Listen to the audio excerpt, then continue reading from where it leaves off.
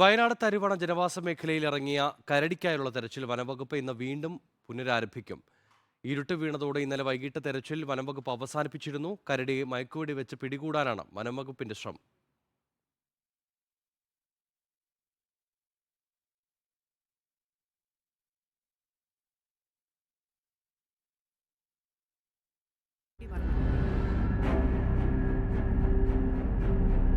പിന്നീട് പടക്കം പൊട്ടിച്ച് കരടിയെ വയലിലേക്ക് എത്തിച്ചെങ്കിലും മയക്കുവെടിവെക്കാൻ കഴിഞ്ഞില്ല. 2 ദിവസം മുൻപ് പയ്യമ്പള്ളിയിലാണ് ആദ്യം കരടിയെ നാട്ടുകാർ കണ്ടത്. പിന്നാലെ വള്ളിയൂർക്കാവിലും തോണിച്ചാലും കരടി ഇറങ്ങിയ CCTV ദൃശ്യങ്ങൾ പുറത്തുവന്നു. രാത്രിയും പകലും നിർത്താതെ സഞ്ചരിക്കുന്നതാണ് കരടിയെ പിടികൂടുന്നതിൽ വനംവകുപ്പിന്റെ മുന്നിലുള്ള പ്രതിസന്ധി. വനംവകുപ്പ് മേഖലയിൽ പെട്രോളിംഗ് നടത്തുന്നുണ്ട്. DFOമാരായ മാർട്ടിൻ ലോവൽ, ഷെജിന കരീം എന്നിവരുടെ നേതൃത്വത്തിലാണ് കരടിയെ പിടികൂടാനുള്ള ദൗത്യം പുരോഗമിക്കുന്നത്.